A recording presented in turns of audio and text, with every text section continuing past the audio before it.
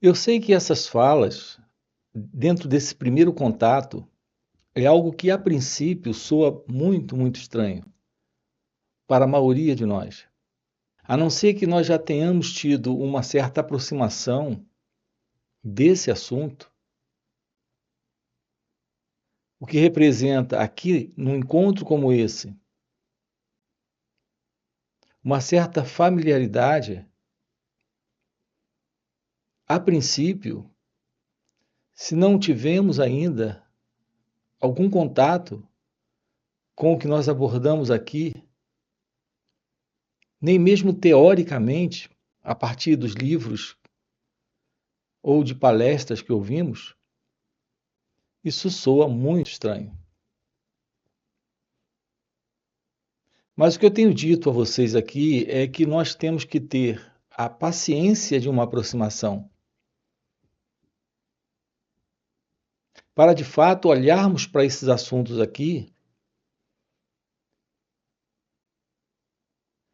com a paciência para descobrir o valor que eles têm.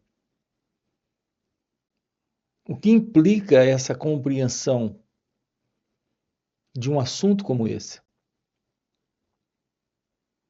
Aqui nós temos um propósito, e esse propósito é estudar a verdade sobre quem nós somos.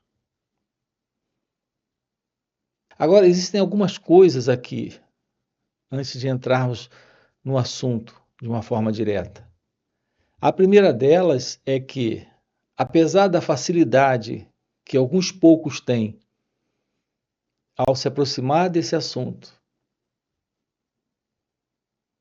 de uma fala como essa, se sentirem familiarizados com ela, apesar disso, em geral, a maior dificuldade que o ser humano tem, mesmo conhecendo um pouco sobre isso, é que nós estamos apenas no campo das ideias,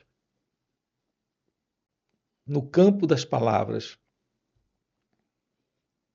É como se estivéssemos encontrado o caminho, mas o caminho ele está dentro de uma floresta. Esse movimento de palavras, de ideias, de conceitos, de crenças, dessas assim chamadas experiências espirituais, são como árvores ou plantas estranhas dentro dessa floresta. E nós precisamos atravessar por aqui. E dentro da floresta, a maioria ainda está perdido nela. Colocando de uma outra forma, a grande dificuldade para a maioria desses poucos que têm uma certa familiaridade com esse assunto é que eles estão perdidos dentro de uma floresta de conhecimento e de experiências. Essas experiências, o que elas na verdade representam é apenas memória de algo pelo qual você passou. E esse conhecimento não é outra coisa a não ser uma informação de segunda mão, em razão de falas que você ouviu ou livros que você já leu. E você se encontra dentro dessa floresta, perdido. Então, aqui, esse é o primeiro ponto. Nós precisamos descobrir algo além do intelecto. E, portanto, além da fala, das palavras. É quando podemos encontrar a verdade do caminho. E logo iremos descobrir que, de fato, não está dentro da floresta o caminho. Esse caminho do qual tratamos aqui é um caminho por demais misterioso. Porque não é um caminho que você atravessa dando passos. É um caminho que, quando está presente, o caminho é a única coisa. Não há alguém para atravessar esse caminho. Então, aqui já nos deparamos com algo novo. E isso tem escapado para a maioria dos buscadores. Na verdade, a gente não sabe bem o que é ser um buscador. A complicação, a desordem, a confusão que isso representa. Isso porque, quando tratamos da realidade divina, que é a realidade deste ser, estamos lidando com algo fora do conhecido. Acompanhe isso. Se é algo fora do conhecido, você não tem o endereço disso. Reparem o problema com o buscador, com aquele que se coloca dentro dessa floresta, nesse assim chamado caminho na floresta. Ele acredita que sabe o que está buscando. Isso não é verdade. Não é verdade porque você não tem o endereço daquilo que é desconhecido. E aqui estamos lidando com a verdade. A verdade não é algo conhecida. Não é algo identificável pelo pensamento. Tudo que nós podemos identificar é algo dentro do conhecido. E, portanto, é algo que faz parte daquilo que a mente pode reconhecer. E tudo que faz parte da mente está dentro do movimento dela. E, portanto, está dentro daquilo que é o conhecido. O pensamento é algo assim. O pensamento forma imagens, símbolos, representações das coisas. Assim, o pensamento também tem construído uma imagem, um símbolo, uma representação de Deus. Você não pode conhecer Deus pelo pensamento. Tudo que você pode ter pelo pensamento é algo que o pensamento identifica. E se ele identifica, é parte daquilo que ele conhece. Se ele conhece, está na limitação do seu próprio movimento, do próprio movimento da mente. Então isso não é Deus. Portanto, o problema com o buscador é não compreender que ele não pode continuar. Ainda presente no movimento da procura ou da busca. Porque ele não é outra coisa nessa procura e nessa busca, senão o próprio movimento da mente, que é o movimento do conhecido. Então, o buscador não pode encontrar a verdade. O que ele pode encontrar é algo que ele está projetando. E o que ele projeta não pode ser a verdade.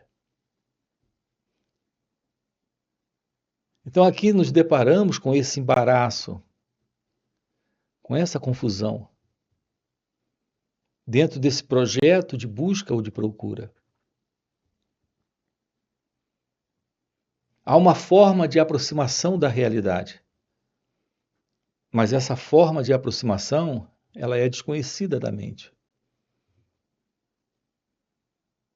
Ela anula o movimento da mente e, portanto, dos pensamentos, das imagens, dos símbolos, das representações que o pensamento constrói.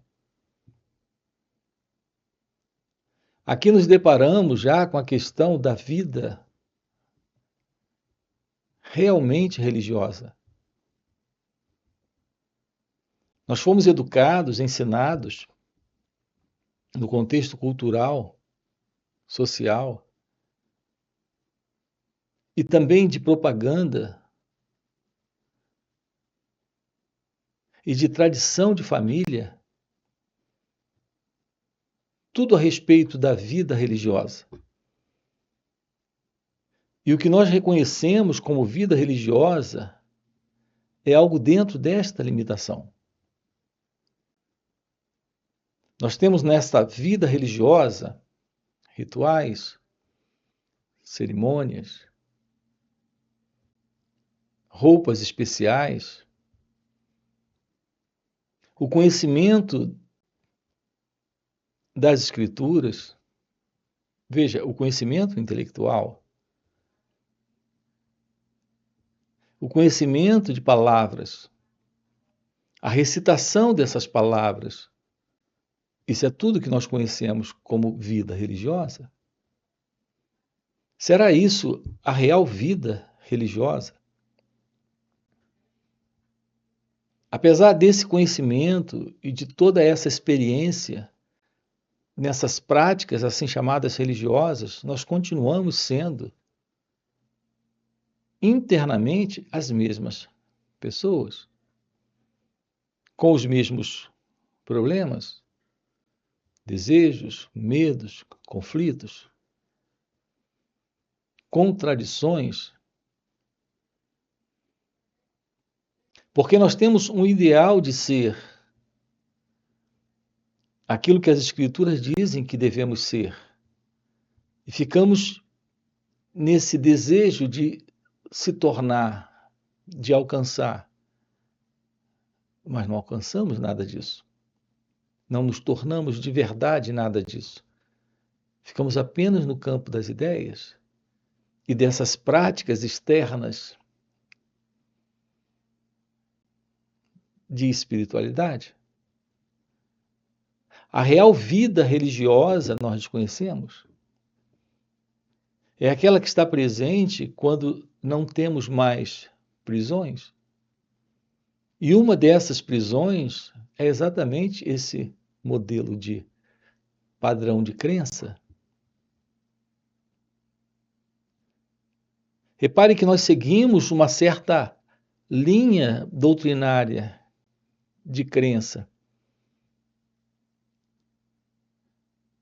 E defendemos isso. Todo esse movimento é o movimento do eu, é o movimento do ego.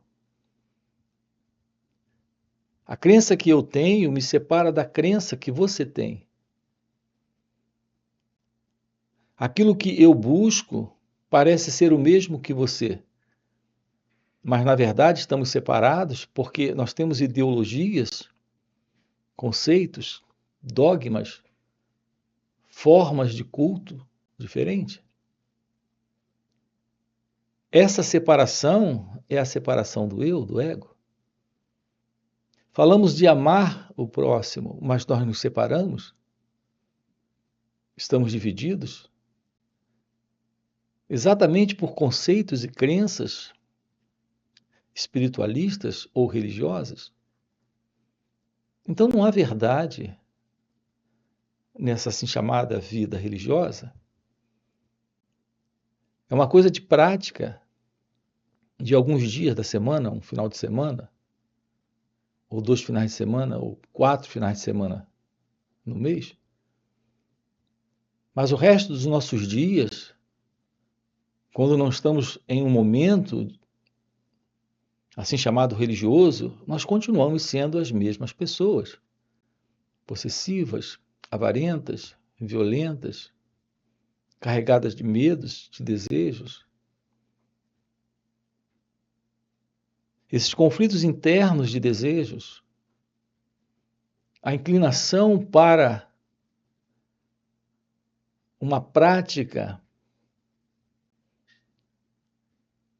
do amor quando o que está presente é a acepção de pessoas, a diferenciação, o medo, a raiva, o despeito e todo tipo de coisa. Aqui nós estamos juntos encarando a verdade da liberação nesta vida e, portanto, de uma vida realmente religiosa.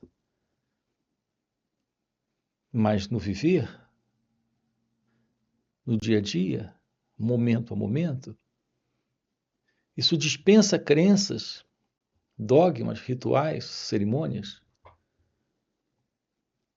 Isso requer a presença de uma mente, de um coração inteiramente livre desse sentimento e pensamento eu.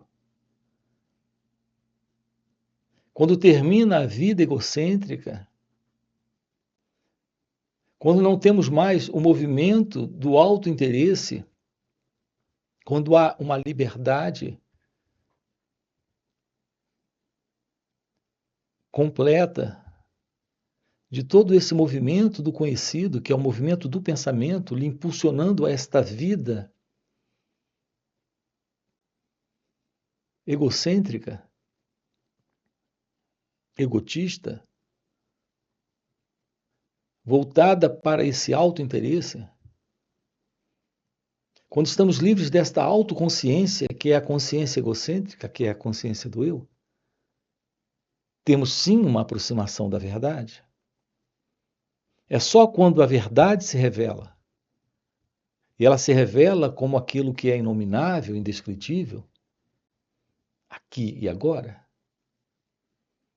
Então temos a verdade de uma vida realmente espiritual.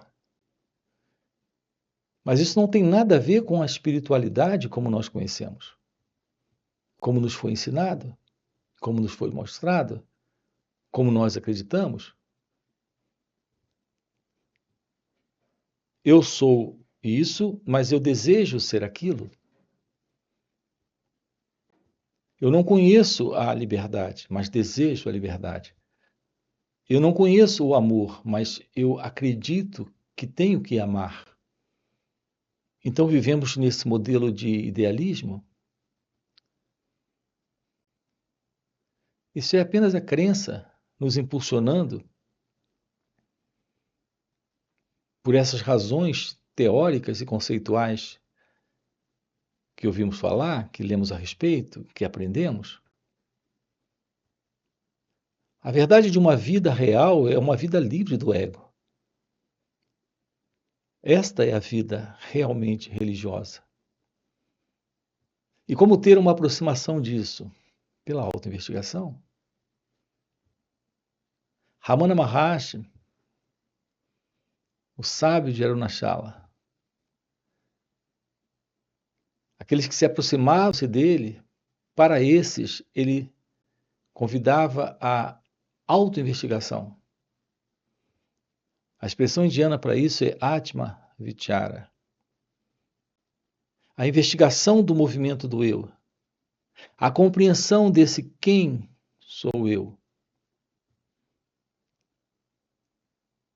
Então, essa é a Atma Vichara de Ramana Maharshi. Qual é a verdade sobre você? A verdade sobre você é a verdade da vida? Em Deus? É a verdade da vida religiosa?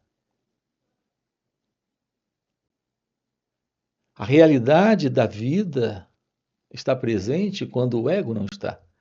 E essa realidade é a vida realmente, na verdade, livre de todas essas complicações do ego, desse mim.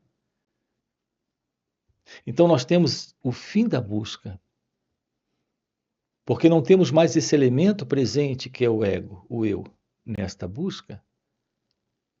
Então nós temos o fim da prática religiosa, porque temos a verdade da realidade deste ser, que é amor, que é beleza, que é liberdade, que é felicidade, que é a verdade presente. Então, uma aproximação da Atma Vichara. O que significa Atma Vichara? Significa a autoinvestigação, a autoobservação, tomar ciência de suas reações nesse momento. Veja, esta é a real prática. Mas não é alguém na prática, é a ciência da verdade do autoconhecimento. Tomar ciência de suas reações aqui e agora. Perceber a inveja, por exemplo. Nós sabemos o que é a inveja? Quando há uma dor dentro de você, porque você não tem o que o outro tem, porque você não conseguiu o que o outro conseguiu, em razão de uma comparação presente, eu não tenho, mas ele tem. Eu não consigo e ele consegue. E por que é assim? Então as perguntas surgem dentro desse modelo de comparação. Esse sentimento de dor presente é a inveja? Ele pode mais do que eu, ele consegue mais do que eu, ele tem mais do que eu, ele é mais inteligente. Então há esse modelo interno de identidade egóica presente em nós, chamado inveja. Nós temos o ciúme. Isso cria estados internos conflituosos de sofrimento. Então, apesar de toda esta visão assim chamada espiritual, ou espiritualista, ou religiosa, nós continuamos internamente escravos deste centro que é o eu, o mim, o ego, vivendo nesta condição de contradição. Eu sou isso, mas desejo ser aquilo. Eu não tenho isso, mas desejo ter. Eu não posso, mas eu preciso conseguir. Então há todo um movimento interno aflitivo de dualidade, de separação. Tudo isso precisa ser visto. Esta autoobservação é a aproximação de si mesmo, aqui e agora. Tomar ciência dessas reações é Atma Vichara. Então temos a revelação da verdade sobre aquilo que somos aqui e agora. Abandonamos a ilusão desse idealismo do que eu deveria ser, do que eu poderia ser, do que eu teria que ter, ou do que eu preciso ter. Tomar ciência desse movimento, desse eu, desse que está sempre no futuro. Através dessa comparação, se projetando no vir a ser, no alcançar, no obter. Isso é um completo afastamento da compreensão da vida agora aqui, deste eu. Quando conseguimos olhar para isso e apenas olhar, nós temos falado aqui no canal muito sobre a presença da verdade da meditação, da real meditação de uma forma vivencial. Quando aprendemos a olhar para esse movimento, que é o movimento do eu, há um esvaziamento de todo esse conteúdo psicológico desta ego-identidade. É quando a real vida divina floresce. É quando não estamos mais dentro de uma floresta de conceitos, de crenças, de ideias, de palavras, de dogmas, de cerimônias, de roupas especiais e todo tipo de coisa. É quando nos deparamos, na verdade, com aquilo que está fora do conhecido e, portanto, fora da mente. Então há uma realidade presente agora se revelando pelo autoconhecimento, em razão da presença da verdade da meditação. É quando nós nos deparamos com o despertar de algo novo, que é naturalmente desconhecido, que é a presença da inteligência. Aqui eu me refiro à verdade da inteligência espiritual.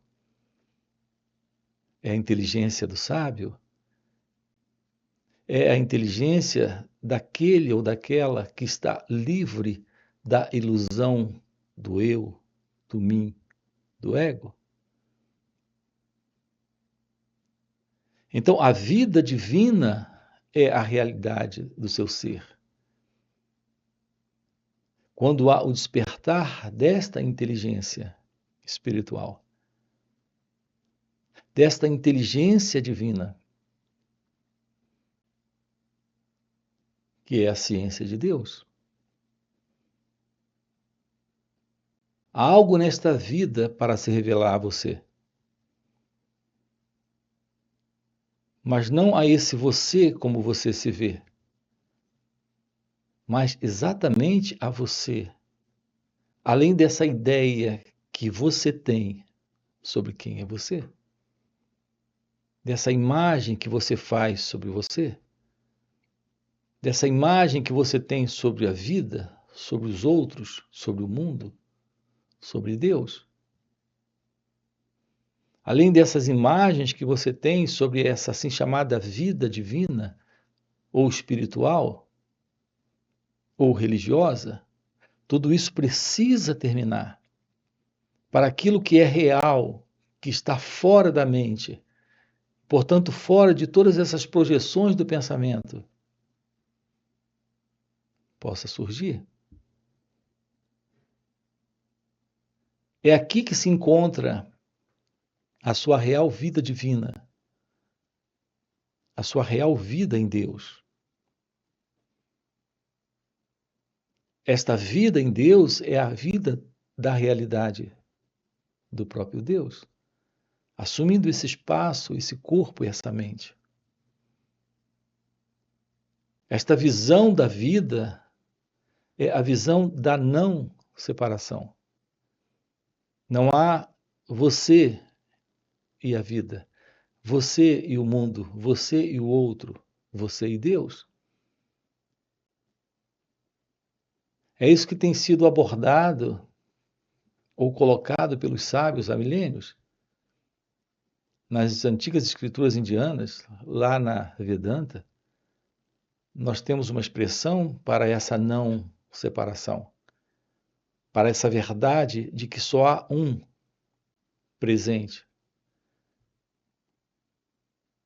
Ele está presente e além de tudo aquilo que é conhecido, como estando presente. A expressão para isso é Advaita, isso é direto dos Vedas, está lá na Vedanta. Isso é direto da Advaita Vedanta, a não dualidade, a não separação. A verdade de que Deus é a única realidade presente, aqui e agora. Nós nos deparamos com isso quando nos propomos a um estudo de nós mesmos. Quando nos propomos a olhar para todo esse movimento desta ego-identidade. Assim temos uma real aproximação da vida divina. Veja, não se trata de uma busca, mas se trata exatamente do fim de uma busca. Se trata de um trabalho em nós mesmos, nesse instante. Esse encontro com aquilo que somos, nesse momento. Esse encontro com essa investigação da verdade sobre nós próprios, que é Atma Vichara. Isso está dentro desse contexto de um viver na verdade, de um viver pela verdade, de um viver livre desse centro ilusório, desse sentido de separação. Portanto, é uma proposta de satsang. A palavra satsang significa o encontro com a verdade. É o que nós temos quando estamos juntos explorando esse assunto, estudando a nós mesmos, averiguando, investigando tudo aquilo que se passa dentro de cada um de nós. Esta é a real aproximação religiosa. É a real aproximação da verdade de Deus. Portanto, isso é o fim dessa floresta. É o fim dessa ideia de um caminho. É a revelação daquilo que está aqui e agora. Então, o que nós temos nesses encontros online que ocorrem nos finais de semana? Sim, nós temos encontros online nos finais de semana. Sábado e domingo estamos juntos. São 2 dias investigando isso com você. Você tem aqui na descrição do vídeo o link do WhatsApp para participar desses encontros. Nós temos encontros presenciais. Nós também fazemos retiros. Se isso é algo que faz sentido para você, dá uma olhadinha aqui na descrição do vídeo para se aproximar do grupo, para trabalhar isso. Além disso, já deixa aqui o seu like, já se inscreve no canal. E uma vez que isso realmente faz sentido, coloca aqui no comentário, sim, isso faz sentido. E a gente se vê. Valeu pelo encontro e até a próxima. A palavra Advaita significa que só há um, o primeiro sem o segundo. Acompanhe o que estamos colocando aqui para você. Aquilo que você é em seu ser não é aquilo que o pensamento apresenta como sendo você agora aqui.